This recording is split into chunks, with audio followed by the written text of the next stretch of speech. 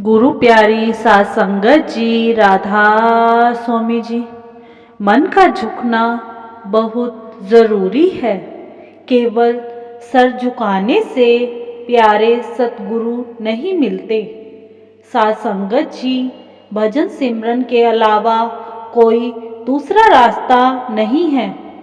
जिस तरह भूख मिटाने के लिए खाना खाने के सिवा और कोई साधन नहीं है, इसी तरह अंदर में उस कुल मालिक के साथ जुड़ने के लिए भजन सिमरन के बगैर कोई भी रास्ता नहीं है।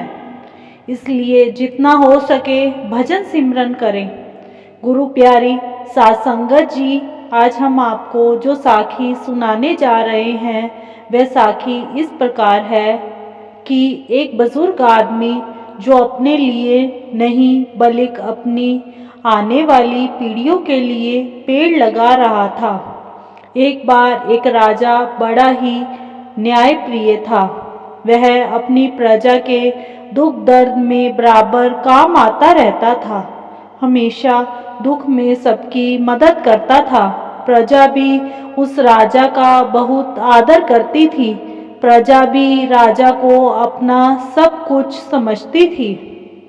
एक दिन राजा गुप्त भेष में अपने राज्य में घूमने निकला।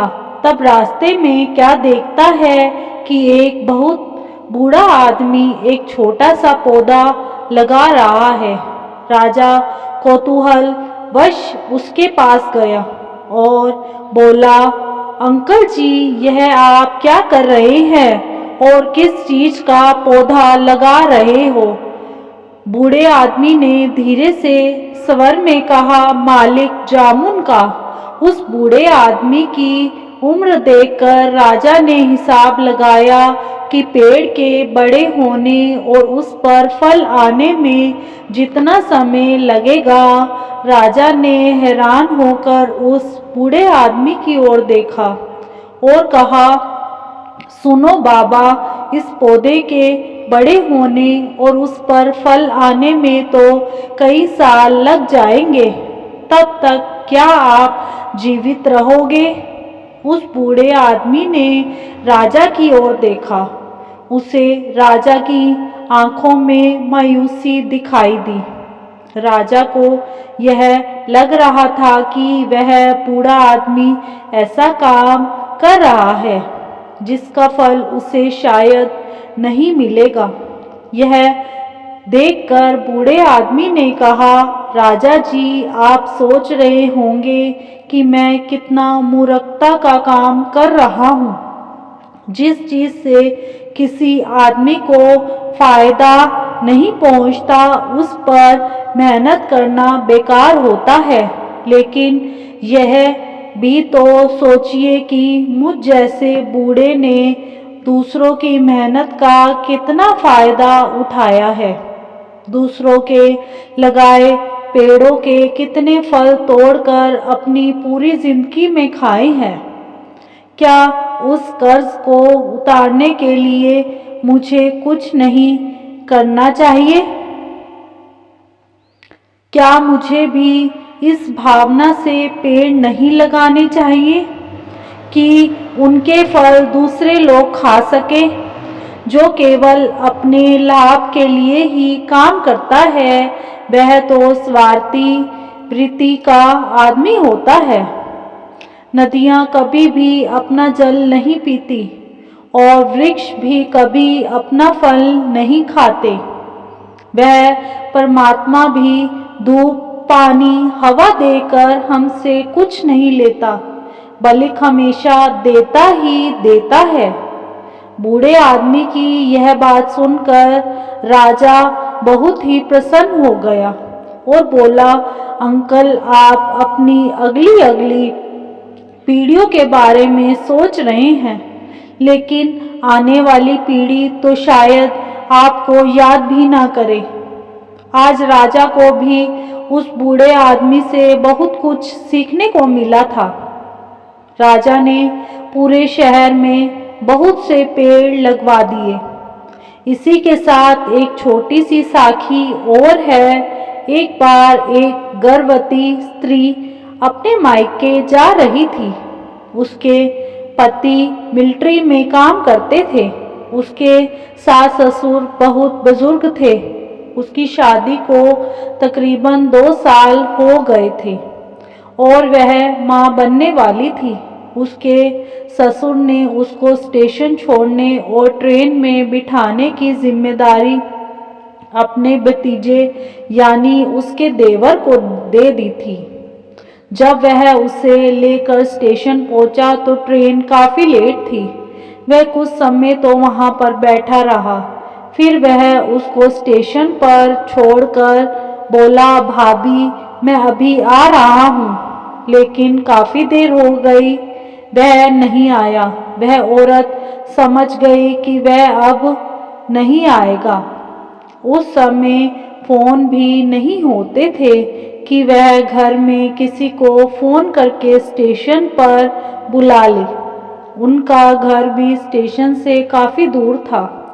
उसने एक बुज़ुर्ग कुली से बात की कि अंकल जी आप मुझे ट्रेन पर चढ़ा देंगे तो मैं आपको 50 रुपये दे दूंगी। उस समय 50 रुपये की बहुत कीमत होती थी। वह बुजुर्ग भी खुश हो गया। इतने तक रात हो गई थी, वह काफ़ी घबरा रही थी। अब जब तक ट्रेन का अनाउंसमेंट हुआ कि वह दूसरे प्लेटफॉर्म पर आ रही है, वह और भी घबरा गई कि अब दूसरी तरफ कैसे जाऊंगी। उसे वह कुली भी कहीं दिखाई नहीं दे रहा था। जैसे ही वह दोनों बैग उठाने लगी और बोली, बाबा जी अब आप ही मेरी मदद करना, तो उसी समय उसे वह कुली दूर से आता हुआ दिखाई दिया तो उसकी जान में जान आ गई। उस कुली ने जल्दी उसके दोनों बैग उठाए और उसको इशारे से अपने पीछे आने को कहा। वह प्रेग्नेंट थी, इसलिए धीरे धीरे उसके पीछे चलने लगी। सीढ़ियों को पार करके दूसरे प्लेटफॉर्म पर जाना था, क्योंकि आखिरी समय में ट्रेन को प्लेटफॉर्म नंबर 2 पर आना था। यह सीढ़ियों से उतरकर नीचे दूसरे प्लेटफॉर्म पर पहुंचे तो ट्रेन ने सीटी बजा दी चलने के लिए। वह फिर बाबा जी को याद करने लगी, बाबा जी अब मैं कहाँ पर आकर फंस गई हूँ। ना तो मैं अब घर वापस जा सकती हूँ और ना ही ट्रेन में चढ़ सकती हूँ। बाबा जी का नाम लेकर वह ट्रेन में पता नहीं किस तरह चढ़ गई तो कुली ने भी उसके दोनों बैग गेट में रख दिए। लेकिन जैसे ही उसने उस कुली को देने के लिए पैसे निकाले तो ट्रेन तेज हो गई। वे कुली भी पैसे लेने के लिए भागता रहा, लेकिन वह उसको पैसे ना दे सकी। उसको बहुत दुख हुआ कि मैंने एक बुजुर्ग से काम करवाया और उसका मेहनताना भी उसे नहीं दे सकी। जब कुछ समय के बाद उसका बच्चा हो गया और वह घर वापस आई, उसका पति भी कुछ दिन की छुट्टी लेकर आया हुआ था। उसने अपने पति को उस कुली के बारे में बताया तो वह दोनों उस कुली का कर्ज चुकाने के लिए फिर स्टेशन पर गए और उस कुली को वहां पर काफी ढूंढा। कई लोगों से पूछा भी, पर वह बुजुर्ग कुली उन्हें कहीं भी दिखाई नहीं दिया। वह अपने बच्चे के होने की खुशी में मंदिर वगैरह भी गए, गरीबों को दान दिया कि शायद उस बुजुर्ग का कुछ कर्ज उतर जाए। वह मालिक हर वक्त हमारे साथ है। हम अंदाज़ा भी नहीं लगा सकते कि वह हमें कब, कहाँ और कैसे कैसे बचाता है, लेकिन हम फिर भी जब भी हमें कोई मौका मिलता है गिला शिकवा करने से नहीं चूकते। एक बात मन में बिठा ले कि जो भी हो रहा है उसके पीछे कोई ना कोई कारण है, जिसमें निश्चित ही हमारी कोई भलाई छिपी है। इसीलिए हर तरह की जिद छोड़कर जो भी जैसे भी हो रहा है उसे खुशी खुशी स्वीकार करें। बस उस कुल मालिक का सिमरन करें, वही भव से पार लगाएंगे। इसी के साथ इजाज़त चाहते हैं। कल मिलेंगे एक नई साथी के साथ। तब तक के लिए राधा स्वामी जी।